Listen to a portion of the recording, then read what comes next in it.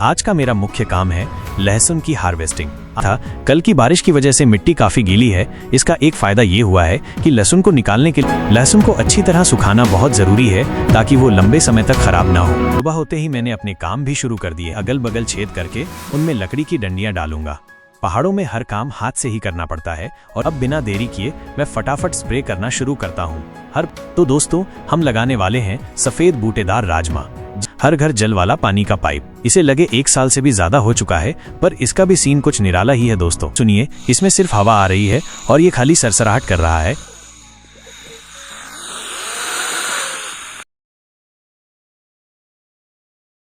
नमस्ते दोस्तों, सीधे पहाड़ों की खूबसूरत वादियों से आज के ब्लॉग की शुरुआत हो रही है दिन के 2 बजे से। और आप देख ही सकते हैं कि यहाँ कितना सुहावना मौसम है।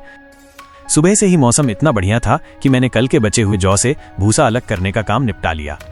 आज का मेरा मुख्य काम है लहसुन की हार्वेस्टिंग। आप सब जानते ही हैं कि पहाड़ों में आजकल मौसम कुछ ज्यादा ही खराब होने लगा है। कल भी यहाँ खूब बारिश हुई थी, इसलिए इसे अब निकालना बहुत जरूरी है। फसल खराब होने से पहले ही उसकी कटाई कर लेना हमेशा बेहतर होता है ना? तो चलिए अब चलते हैं अपने छोटे वाले खेत में जहां हमने ये लहसुन लगाया है। उम्मीद करता हूं कि आज का ये ब्लॉग आपको पसंद आएगा और आप मेरे साथ पहाड़ों की इस छोटी सी यात्रा का आनंद लेंगे।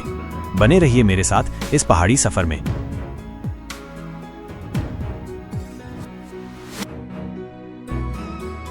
देखिए दोस्तों, जैसा कि मैंने बताया था, कल की बारिश की वजह से मिट्टी काफी गीली है। इसका एक फायदा ये हुआ है कि लहसुन को निकालने के लिए मुझे किसी औजार की जरूरत नहीं पड़ रही है।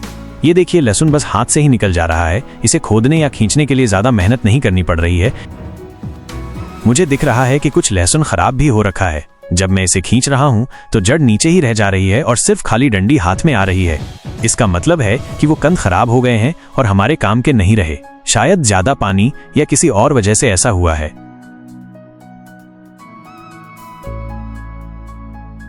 प्रकृति का खेल है दोस्तों, हमेशा सब कुछ अपनी मर्जी से नहीं होता। फिर भी जो सही निकल रहा है उसे पाकर खुशी है। चलिए अब जो सही है उसे निकालने का काम जारी रखते हैं। देखते हैं कि कितनी अच्छी फसल निकल पाती है।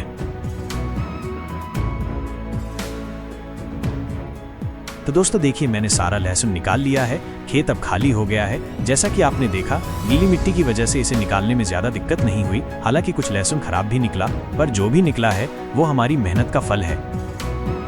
अब मैं इसे एक टोकरी में भर रहा हूँ और इसे लेकर सीधे छत पर चलता हूँ। आज तो मैं इसे ऐसे ही इकट्ठा कर दूंगा क्योंकि अब शाम होने वाली है और इसे तुरंत फैलाने का समय नहीं है। तो देखिए, मैं सारा लहसुन छत पर ले आया हूँ। ये रही टोकरी भर के हमारी मेहनत का फल। थोड़ा बहुत जो खराब निकला उसे छोड़कर बाकी सारा लहसुन एकदम बढ़िया है। आज तो मैं इसे ऐसे ही इकट्ठा कर दूंगा क्योंकि अब शाम होने वाली है और इसे तुरंत फैलाने का समय नहीं है। कल सुबह ही इसे धूप में अच्छे से सूखने के लिए फैलाऊंगा। लहसुन को अच्छी तरह सुखाना बहुत जरूरी है ताकि वो लंबे समय तक खराब ना हो। कल सुबह जैसे ही अच्छी धूप निकलेगी मैं इसे फैलाकर सुखाऊंगा। सूखने के बाद ही ये लंबे समय तक सही रहेगा। तो दोस्तों, आज का काम यही खत्म होता है। कल मिलेंगे जब लहसुन सूखने का सिलसिला शुरू होगा। Good morning. देखिए दोस्तों, एक प्यारी सी सुबह की शुरुआत हो चली है। पहाड़ों पर सूरज की पहली किरणें पड़ चुकी हैं और चारों ओर मौसम एकदम सुहावना हो रहा है। सुबह होते ही मैंने अपने काम भी शुरू कर दिए हैं।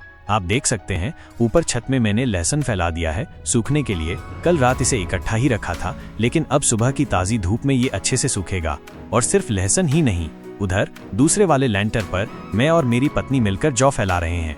ये वही जौ है जिसे हमने कल साफ किया था और जिसका भूसा निकाला था। अब इन्हें भी यहाँ सूखने के लिए डाल देते हैं ताकि ये अच्छे से सूख जाएं और स्टोर करने के लिए तैयार हो जाएं।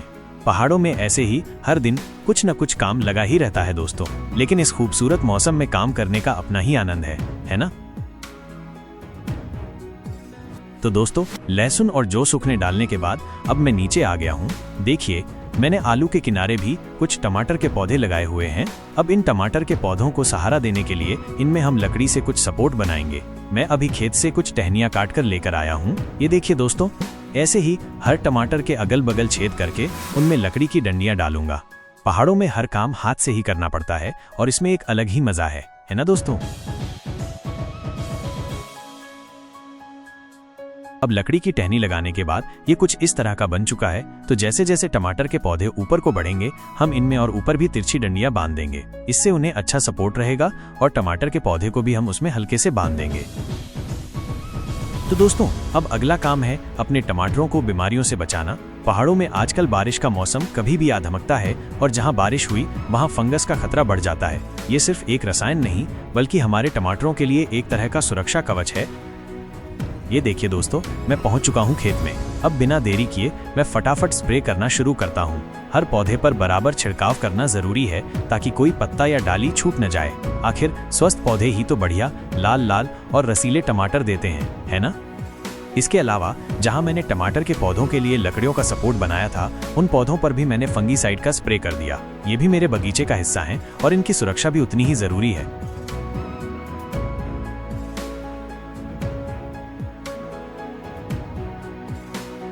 दोपहर के खाने के बाद हम आ पहुंचे हैं अपने उस खेत में जहां अभी अभी जौ की कटाई हुई है। तो दोस्तों, हम लगाने वाले हैं सफेद बूटेदार राजमा। जी हाँ, वही जो आप मेरे हाथ में देख सकते हैं।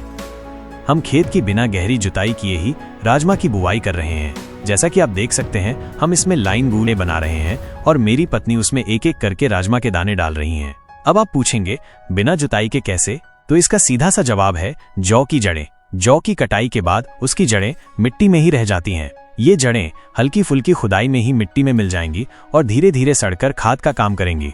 इससे हमारी मिट्टी और भी उपजाऊ बनेगी। साथ ही ये जड़ें मिट्टी को ढीला भी बनाए रखेंगी। निराई गुड़ाई करते समय हमें काफी आसानी होगी। हम अभी आधे खेत में राजमा लगा चुके हैं और अब उसे मिट्टी से ढकने भी लगे हैं। ये तरीका न केवल हमारे काम को आसान बना रहा है, बल्कि मिट्टी के स्वास्थ्य के लिए भी बहुत अच्छा है। फाइनली दोस्तों देखिए, बड़ी मशक्कत और मेहनत के बाद राजमा बुवाई का काम लगभग पूरा हो चुका है। थोड़ा राहत मिली, चलो एक ये काम भी पूरा हुआ। अब घर चलते हैं। ये देखिए दोस्तों, यहाँ पर है हमारा पानी का नल और यहीं पर हम हाथ मुंह और बर्तन वगैरह धोते हैं। ये रहा हमारे घर के स्रोत का पानी, जो कि आजकल ये भी कम हो चुका है, देखिए। और देखिए दोस्तों, ये रहा हर घर नल हर घर जल वाला पानी का पाइप। इसे लगे 1 साल से भी ज्यादा हो चुका है, पर इसका भी सीन कुछ निराला ही है दोस्तों। देखिए, हमारे घर पर इसमें कभी पानी नहीं आया है और जब एक बार शुरू में चेकिंग करने के लिए आए हुए थे, उस टाइम पता नहीं कैसे इसमें पानी आ गया। और उसके बाद से इसमें जब भी पानी आता है तो एक बार थोड़ा इसमें फोर्स के साथ पानी आता है, उसके बाद बंद हो जाता है, फिर उसके बाद इसमें हवा ही आती है तो इसमें पानी नहीं आता है। देखिए दोस्तों, मैं बात ही कर रहा था इसकी और इसमें पानी चालू हो चुका है और इसमें एक बार फोर्स के साथ पानी आया। अब सुनिए, इसमें सिर्फ हवा आ रही है और ये खाली सरसराहट कर रहा है।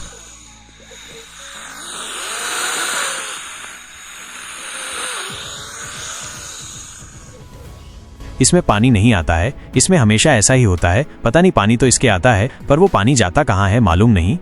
मैं सरकार से पूछना चाहता हूँ, क्या सिर्फ कागज पर योजनाएं बनाना काफी है? क्या ये जरूरी नहीं कि वो योजनाएं जमीन पर ठीक से लागू भी हों?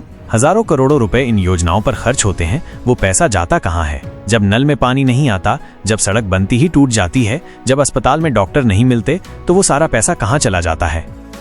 तो दोस्तों, आज के ब्लॉग में बस इतना ही। चलो, जो भी है, ये सरकारी योजनाएं ज्यादातर ऐसे ही चलती हैं। अब मैं भी थोड़ी देर आराम करने के बाद ऊपर छत में डाले हुए जौ और लहसुन को उठा के रख दूंगा, ताकि शाम को ओस गिरेगी तो वो खराब ना हो। तब तक के लिए आप लोगों से अलविदा। खूब हंसते रहिए, मुस्कुराते रहिए, हमारे चैनल को सब्सक्राइब कीजिए और हमें सपोर्ट जरूर कीजिए। मिलते हैं आपको अगले किसी रोमांचक ब्लॉग में। तब तक के लिए बाय।